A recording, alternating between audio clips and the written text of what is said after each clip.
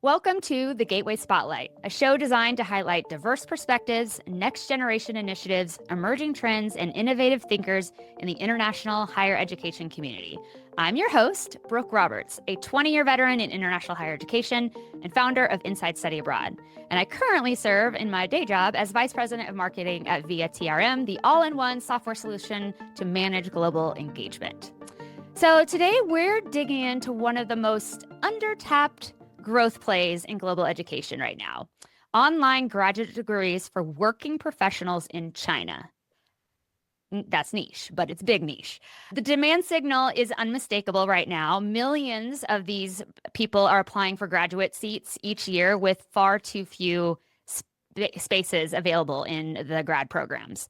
So while a massive 35 to 50-year-old plus working professional segment in China needs credentials with advanced degrees, they want to do that without having to leave their jobs and their families behind. We recognize that. We've had to work with working professionals in the United States as well. So today I have our guest, Charles Ayun. He was right. I messed it up. We're going to get it. Charles Iannuzzi, Global President of Beacon Education. After more than a decade in international ed, Charlie leads Beacon's global university program outreach, development, and management, regularly traveling across the U.S. and the world to expand Beacon's partnership network. Beacon specializes in localizing existing online degrees, think bilingual delivery, in-country recruitment, student support, etc., so learners can earn the same credential as on-campus students, and the universities can launch in months, not years. So if you're an SIO, dean, enrollment leader of any kind, pay attention, because this could be a really interesting way for you to open up new opportunities for revenue, student engagement, etc. And this session is going to be super practical and tactical. So get out your pens and pencils or your AI note taker, whatever you got. Welcome to the Spotlight, Charlie. Yeah, thank you. Okay, so before we jump into the main topic, I know you've been working in international ed a while, but tell us a little bit more context of you, your story. How did you find yourself in our cute little international ed world here?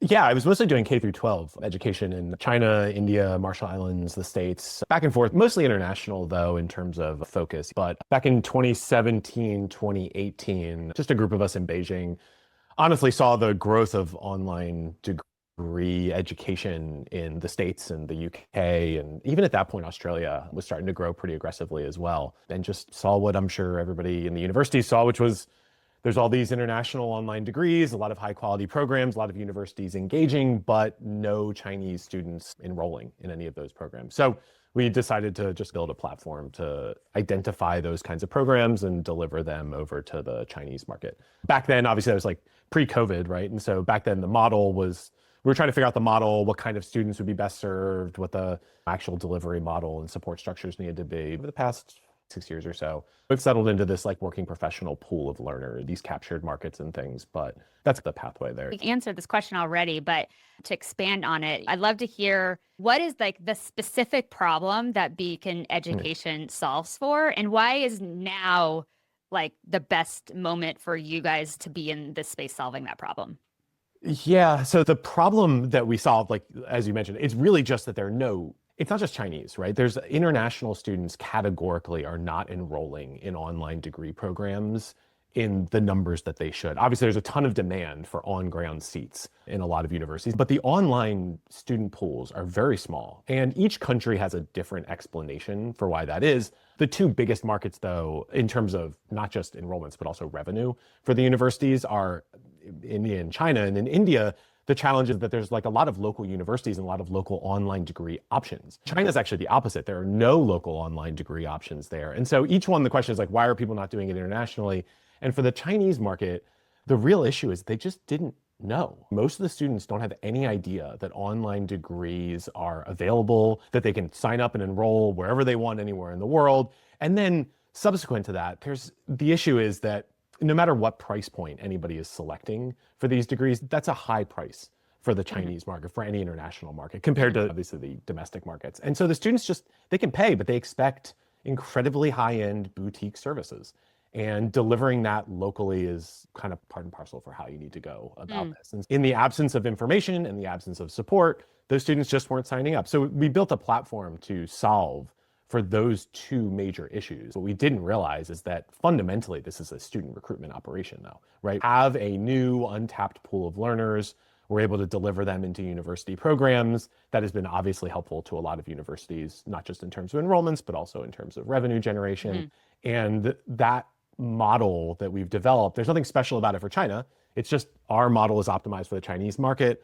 Other models in the States or in other international markets have to be optimized for the local learners. They're specific targeted international working professional groups for. So getting a little bit more specific so we can kind of understand the scope of the body of individuals we're talking about, specifically in China, since that's where you operate. What's like the headline number of unmet grad demand in China?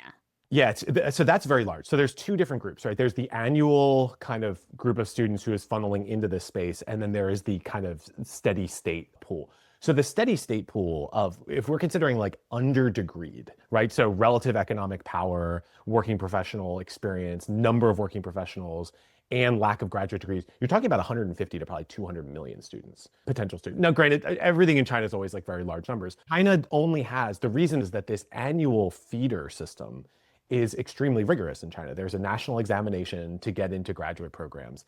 If you miss that national examination, most of the students applying to that exam and enrolling in graduate degrees in China are going to do that immediately upon leaving undergrad. And so if you miss that window, almost every working professional from there on out will never get a graduate degree again for the rest of my life. They've never really considered any other opportunity, because to do that, they would have to go back, take the test again. There's about 1 million students taking the test. Right now, it's about 700,000 or so. And there's only 3 to 4 million seats. Sorry, there's only 750,000 seats, and there's 3 to 4 million students applying every year. So those 750,000 seats, that's down a little bit. It used to be closer to 1 million. Therefore, you're spinning off 3 million students every year who have indicated an interest in a graduate degree program of some kind, don't get in and therefore have no options. Over the past 20 years, you're building up a lot of those students over time. That doesn't mean that all of them are obviously interested in graduate degree. All of them they're adult learners at this point. A lot of them don't feel that they need it. But in that pool, there's quite a few students who are interested now in figuring out a way to professionally upskill themselves. One of the things we talked about in our pre-interview conversation was the perception of Chinese society, the Chinese government, Chinese business around a Chinese graduate degree, where you're going right after undergrad, taking an exam, going straight in, versus other institutional certificates, grad degrees. Can you talk through a little bit about the difference and how these U.S. potential degrees are accepted into the Chinese ecosystem? Yeah, so it's very early days. There's actually not that many students doing online degrees, period. It feels like where the States was about 10 to 15 years ago in terms of it's super new. Is the quality there? Is it real? We get very fundamental questions from the students coming in. And all the students that we work with, essentially, therefore, are first movers, right? So they're really innovative on their own accord to try and enroll in these programs. And so they're asking us these basic questions because they just don't trust it. They don't trust that the universities, they don't trust the beacons. Working with the universities, they have lots of diligence and questions that the students themselves have around that. That being said, there is a real demand for professional upskilling, and because there's such a small number of students with graduate degrees in China, like there's just a lot of advantages to getting the actual degree itself. And so it is, I would say that overall, there's a lot of concerns around, is this program going to fit the exact professional development that I'm looking for? Is it going to meet my needs in my professional career? And is the quality going to be good enough that it's worth paying for at this price point? And from that perspective, there are obviously a lot of questions that need to get answered for every individual student. That being said, once they get into the programs, now that we've been running, these were problems that happened in 2018 to 2020 when we started. But now that we have like proof of concept, that there are alumni of these programs, that really bolsters background and a university's ability to answer those questions directly. In general, I would say that like a local Chinese graduate degree is still extremely valuable, right? Of course. Having a graduate degree is still more valuable than not having one. And the students who are coming around to it, they're able to retain their jobs better, get their promotions, obviously upskill, move into different positions, different fields in ways that are attractive overall. But it does require the students to be in typically multinational or private companies of some kind, where there's some connectivity. They understand the international space a little bit. There's a little bit more comfort on the part of the C-suite at that Hmm. company in the HR department to recognize and understand that those degrees are going to fit their needs. So it's, again, like I said, it's early days on that front, Hmm. but it's expanding pretty rapidly. And the Hmm. market is growing. There's a lot of, we're not the only people trying to figure out how to deliver to these markets. Just in the last 6 months, our inbound organic leads have jumped 500%, just because students are now looking for Yeah. different access points to education, given challenges about traveling abroad and concerns about which market to go to. So it's shifting, but it's definitely still early days. What are some of the degree programs that are the sort of best fit right now for this early adopter group?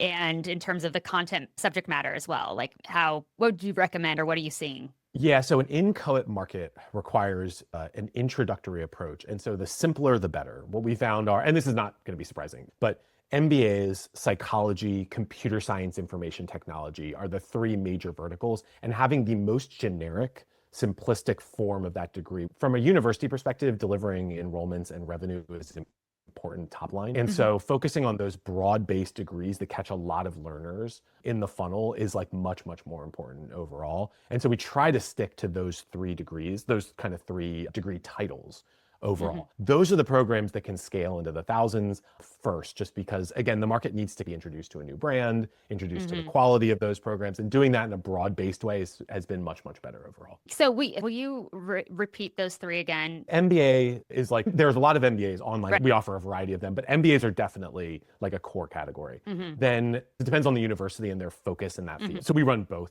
versions of programs, but it depends on Hmm. where the university specializes. But something that taps into the computer science, information technology space with one of those two titles. Obviously, there's a lot of interest in like artificial intelligence as a degree title right now. There are just not that many degrees in artificial intelligence anywhere, though. So that's like a little bit less relevant overall.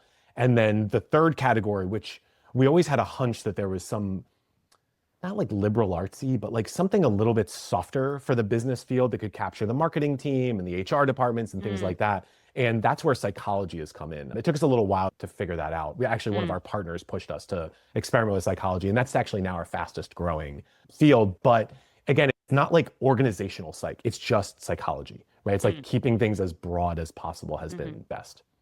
Very cool. Okay. So now let's get to the brass tacks here. Top line, like in this a simplified form that you can do for us, because we're going to get into the nitty gritty here. Yeah. But what are the steps? How does a program go live with Beacon from the point of probably before the contract, Yeah. but from point of interest to the first cohort is logged in, taking the class? Yeah, so I mean, from our side, we work mostly B2B now. So we have a network of corporate partners and channels, and that kind of grounds a lot of our rollout of new programs. Like any university that we're talking to about opening up new programs, we will go into a focus group with our corporate partners and channels. We will introduce the programs, the potential programs. We will introduce the university brand, all the details, and then we will literally just go back to the university with the model that our corporate partners and channels say will work for them to get them to scale. And honestly, at that point, it's like an up or down, yes or no. Like we're not, from our side, when we started, we were more experimental. We tried more things. We tried to make things, it's not worth everybody's time and energy to build a program and try to grow something that's not actually going to work if the companies and channels don't have any interest in it. That actually grounds most of the research and the model discussion is around that. Once that is built out, once we have all agreed on that, rollout is relatively straightforward because we like to target universities and programs that already exist. So ideally, the university has one of those three programs already delivered online. And some of our partners, because of COVID, like they're not delivered online, but they have enough online resources in the system, in the LMS. We will migrate that, we will translate that, and we will do all the marketing and recruitment for students into that program. The universities really have three major responsibilities, right? They have to, they're receiving the applications, but all the applications are pre-vetted. We're not sending over students who are inadmissible, but they do need to make the admissions decisions. That's still in their own student information system or CRM, however they're doing it. That's still their processes and still their ownership. Then the students are going to study on our learning management system. So we have all the upkeep on the tech stack, but the students are university students. They're not Beacon students. So they need to be in the enrollment system. And there's a responsibility in terms of managing that. And then the third part is teaching and learning. And that's where we're going to certainly do all the migration and translation. But a lot of the universities have Chinese faculty members, Chinese speaking faculty members who can teach those programs. Some of the universities don't. And depending on what their capacity is for actual instruction and assessment, That's where we will either help them find faculty in China to teach the program. We will work with their faculty who will then come into our LMS to teach these cohorts. That's why we have to be at scale. It doesn't really make sense if it's only 5 students, that kind of thing. But the teaching and assessment piece is very much based on universities' capacity. As universities are more interested in scale and a little bit overwhelmed at the present moment, they are more enthusiastic to have us help them find faculty in China or anywhere in the world, but largely in China. There's a lot of faculty at top universities in China who find it extremely prestigious to teach in these international programs. It's good for their resume, things like that. And so we'll help them identify. Those are university appointed people who are just teaching inside the program from abroad. So that's, again, it's still owned and managed by the university in that sense, but then they don't have to hire all the faculty straight up because we can manage the hiring process on the China side. But we think that for a new partner, we usually like to get them up in about 6 months from contract signing. It's not really marketing because, again, all the students are in the channels right now and they're all set up. It's more just like getting all the systems and processes set up. Yeah. We always start with a small cohort, iron out all the details and things like that. But that 6 months is about right to do all that work. And so does Beacon actually handle the student support? If they're getting a University of Kansas, I'm in Kansas, so I'll just say University of Kansas email address as well, like the whole I'm a real student ecosystem. And so are they communicating? Do they know there's a Beacon to communicate with? Yeah, good. Yeah, so it's a really good question. So the students know that Beacon exists. We're not like white label in that purely invisible kind of way. They know that we exist and we know that we're doing all the support services. But to your exact point, they know that they are students of the university.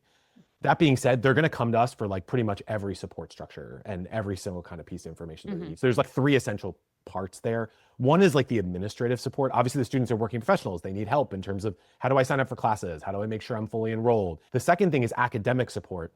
That is typically in conjunction with either the teaching assistant or the faculty member who is being run by the university. But we have an actual team member in China who works with every cohort and will be helping to make sure the students are on top of their assignments. It's like retention support is really what that is overall.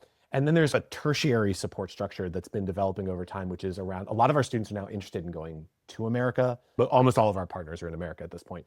And so they're interested in either going for graduation or going for short visits. Some of them have started to try to transfer. It's not super common. It's only 5% of each program.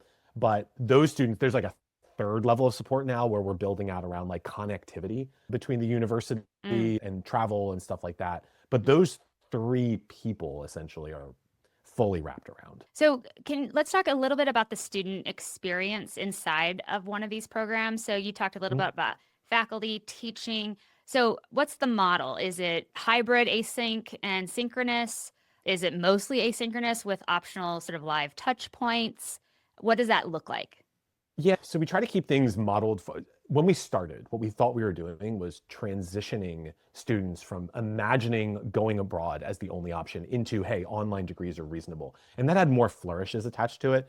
Over time, as this has become really just for this like untapped working professional pool, simple, straightforward programs like asynchronous programs that have typically once every 2 week, once every 3 week office hours of some kind that's still recorded. That has been the best case scenario. Most universities are delivering in that model at this point.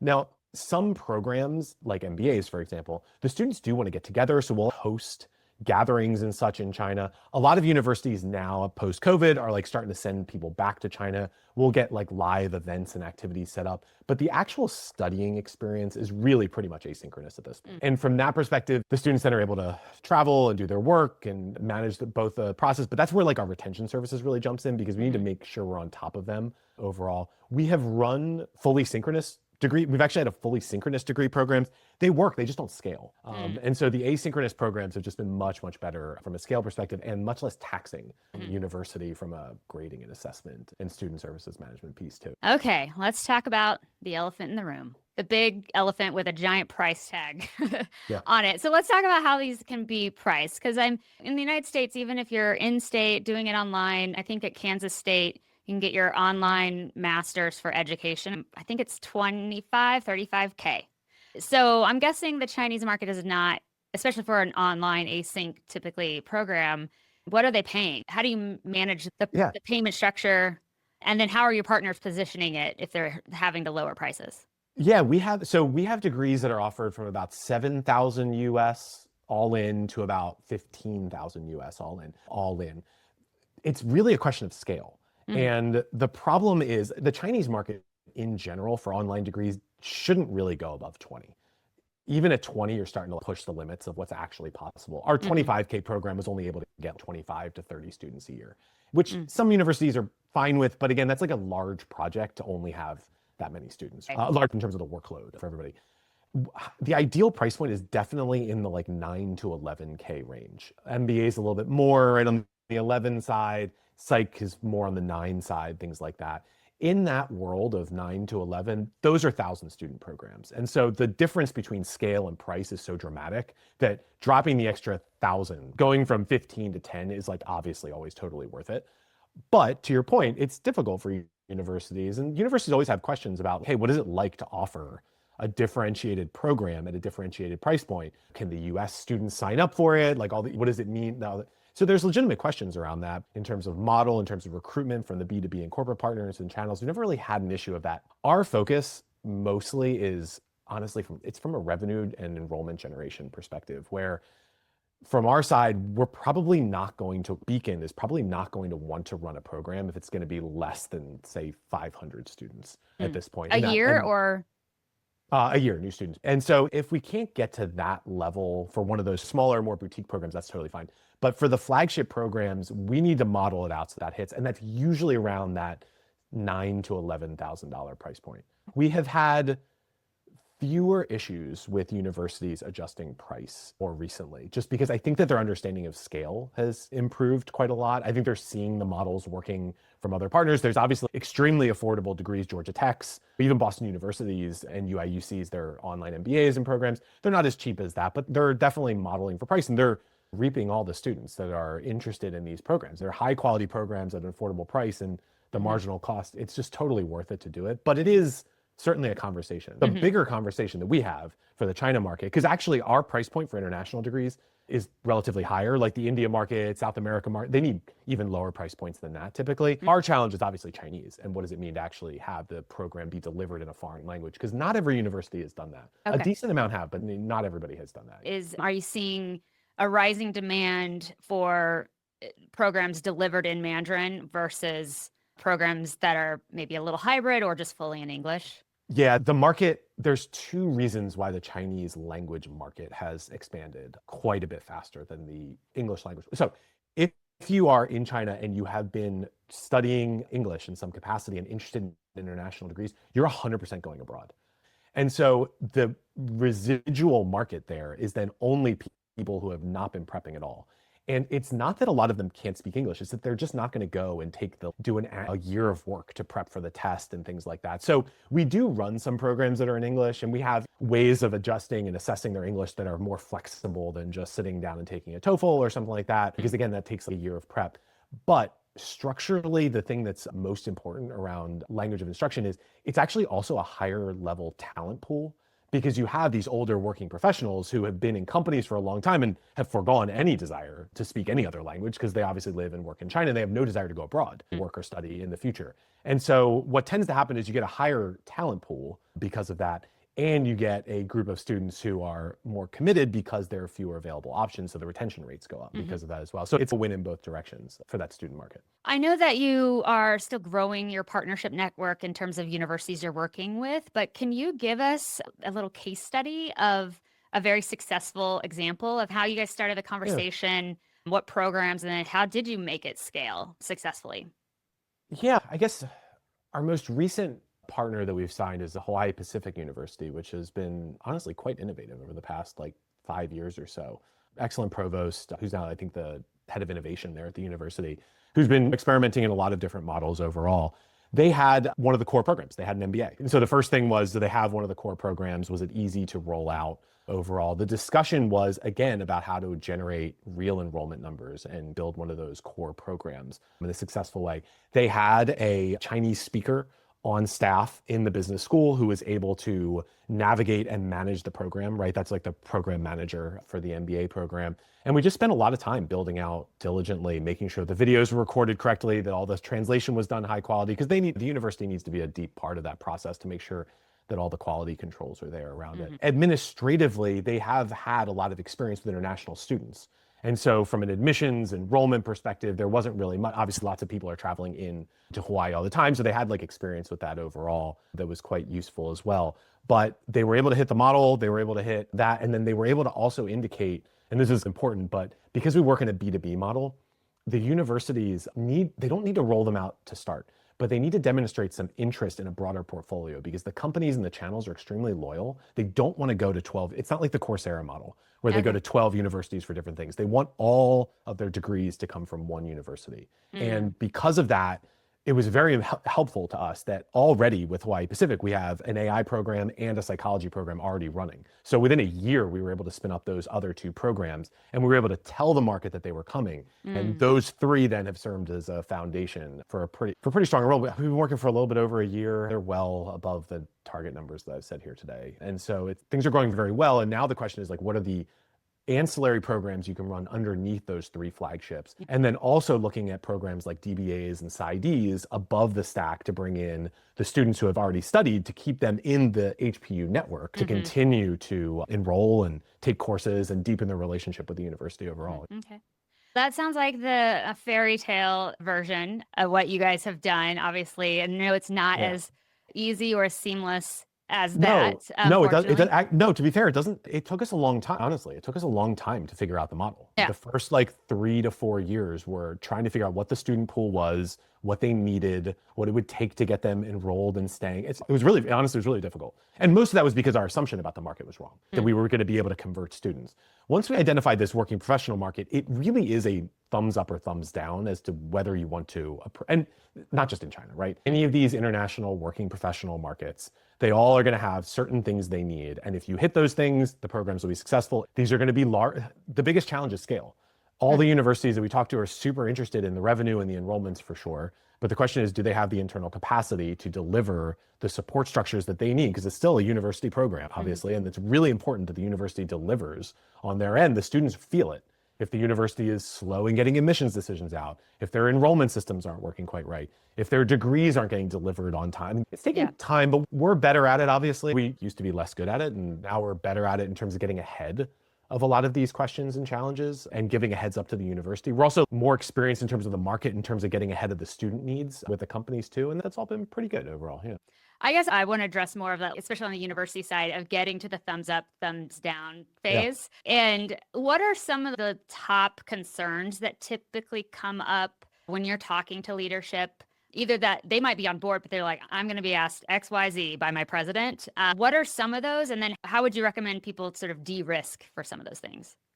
So there's a bunch of questions at the university level. The first thing is that delivering so there's like academic questions and administrative questions, and then like political questions, right? From an academic perspective, the question is quality control. Like, how do you do quality control, quality assurance in a way that's up to the university standards, but also is done in a differentiated market with a different language? Those are really important questions. We have become honestly relatively agnostic about our approach that whatever the university needs to model out, we will just build those structures. So some universities have weekly check-ins with the students in terms of getting feedback forms to make sure everything's going well. Some of them have direct data integrations on student support metrics and enrollment figures and attendance figures and things. Some of the universities, they want to have connectivity with the faculty. Even if they're their own faculty, they want to have like weekly check-ins with the faculty and do group. There's a lot on that side. Again, we have a lot of bodies over in China. It's pretty easy for us to model all that out. But that is like QA is a huge question. The second thing is around like administrative questions. And this is like brand, right? What does it look like to offer these kinds of programs? And universities typically think that these will be so differentiated that they either pose lots of risk or no risk to the brand. It's like it goes in one of the two directions. And a lot of it is about their alumni base in China. What is their alumni base in China think of these programs and all those kind of things? It's not just students and things coming to the States, but it's also what's going on in China. For the students coming to the States, what we've seen is mostly actually like an improvement in their overall numbers because we're doing a lot of like marketing and resource building in China for the university brand. So it's actually been a net add for the university in terms of what they're trying to build. That's mostly though, because we work with US universities who don't do a lot of like active recruitment and marketing in China at all. And so I'm talking to a lot of UK universities now, and they do have like significant infrastructure there. They have offices, they have like whole teams, they're spending a lot of money to do that work. And for them, it's a more legitimate question is how like our branding and their branding will interact. For almost every university we work with in the States, there's just nothing really going on. So we're like additive in that sense. And then from a perspective of quality control, the students coming here, again, like they're super differentiated markets. They're all new students. And so we never see any decline. If you're running an MBA on campus and an MBA online in China, there's never a decline. There's actually a net increase because we are starting to see some of these working professionals, they get in the program, they like it, and then they want to move over to the States. So there's some benefits there. And then the question about China is a legitimate one. Some universities are just not interested in doing things in China these days. We have seen a mix in that. It depends on the state, right? It depends on what their current infrastructure is. It depends on where their international students are coming from. What we've seen is a lot of universities that have very few Chinese students are quite interested in moving into this market and finding ways to attract these students. I think they see the opportunity much more beneficially in the short term. For universities that do, I mean, there's obviously universities in the States have big joint programs with China. Almost every one of our partner universities has some kind of joint programs running though, and things like that. For the universities that have more experience, what they're most focused on is actually how does the Chinese market perceive this thing? They don't really see it as too much of a risk on the domestic side. They see it as, is the Chinese government going to accept that we're doing all these things all at the same time? And that, again, like that's not been much of an issue either, just because the government's pretty focused on upskilling and getting graduate degrees, especially ramped up and professional upskilling across the landscape. So there's a mix. I would say though that US universities do, in all three of those categories, there are a lot of questions, and it's really important that everybody's on the same page and comfortable, right? Because any little bit of doubt about moving into these international markets, if it leads to a quality problem around delivery or like focus, it's much worse overall. So yeah, it's something that we try to get ahead of. We're introducing a lot of this to the university themselves, just so they understand like all these different pieces of risk, because it's a new market. It's growing really fast, but at the same time, it's hard. It does take time and energy on the part of the university. And I've told you this before, there are not a lot of ways for universities to generate 10 million in recurring revenue at this point, with probably 2,000 to 3,000 new students. All of these international working professional markets are one of them, right? Like they're all viable to do that thing. And so the real question is like, where are you going to spend your time? A lot of universities come to us, they look at us and they're like, oh, we'd rather do it in a different market. And that's fine. Like that's super reasonable. There are advantages and disadvantages to each one. But the most important thing we've seen is just leaning in and trying to grab some of these new student pools, because it's relatively new everywhere in the world, and they're pretty open availability for that. I have one more, and then I just want to let everybody know who's watching. If you have questions or comments, please add them to the Q&A box or the chat, wherever, and we'll get to them. I see you, who was it, Ali? You have a comment and question there, so we'll get to that as well. But my final question for you is going back to the beginning here. You talked about how this model or this approach is the super first movers, early adopters, and like crossing the chasm philosophy. And when we met before, you mentioned it's like we're like 10 years away from this being much more mainstream. So can you talk a little bit about this little window of opportunity for universities to be the first mover? Because if they decide, oh, in 10 years we'll be able to do that it's too late? No, so it's the way that we think about it is that there's probably a window of about 5 years for universities to build their brand overall to deliver these programs. This opportunity will not probably be available for new entrants in 10 years. That is mostly because it's not just US, like every other country is starting to move into this space as well. There are Korean, Japanese, Hong Kong, Australian, UK, every market is going to be moving in. And to be honest, like a lot of those markets have much more comfort delivering in multiple languages, right? And attracting students from the Chinese market in this way. That's all to say that is like one gigantic pool of competition that's coming. The other is Chinese universities themselves inevitably are going to get involved in this. Now, the market is large. You're assuming, and this is how we think about it, that we're 10 years away from where things will look like today in the States. You're talking about a student pool of about 10 million students, probably then, in about a decade. And in that context, there is going to be a lot of power to the universities who have been doing this a long time, built up strong brand recognition around quality delivery, made sure that they have alumni in the system who have graduated from these programs and can speak really. Nothing's been more valuable to us. Our first individual program crossed 1,000 graduates last year, I think like 9 months ago. And with the Northern Arizona, we do an information technology program. And their alumni are honestly almost single-handedly responsible for all the referrals that are coming through. Yeah. For new companies, new corporate partners, new channels. That stuff will not go away. That stuff is extremely sticky because the companies don't want to risk anything. They don't want to roll the dice. They don't want to change. Yeah. And so as the market develops, those brands and university portfolios that have been able to meet the needs of the market are going to be in an increasingly strong position. And then anybody coming in later is going to have to compete against Beacon's pre-existing programs, the other entrants to the market, and obviously the local Chinese options with no budget, right, to really do that, to be able to outstrip all the recruitment dollars that are going in. It's really difficult. The window is definitely open as it remains an inchoate market. And we think a nice 5-year window before things start to get competitive. But once that happens, it's going to be much more advantageous, even from our perspective, to be growing the portfolios with the brands that already have established themselves in China, rather than even opening up new brands to try and attract and build from scratch. Yeah. Great. Okay. Thank you so much for that. We have, it looks like, one question. Ali was asking, it's a little bit long here. He's moved to EVCC. I think he met you before, he's saying. So so he's at a community college. So are there opportunities for online programs in China for the associate's level, ESL, things like that? And even continuing ed type of certificates? Is that? Yeah. Certificates, no, honestly. Anything that's non-degree is not super viable. The problem is it's not a viable business. The price points are too low for anybody to make money off of it. It makes it very challenging. Number two, there's no money for digital marketing, which is like the core of those programs, right? No one is spending the money. The ads are too expensive and keyword searches and things are too expensive. But also, like, the Chinese options are much better designed. So any university program or corporate program is competing against like Tsinghua and Beida, the best universities in China, who are doing things for free and in Chinese with like elite faculty over there. It's really hard to compete.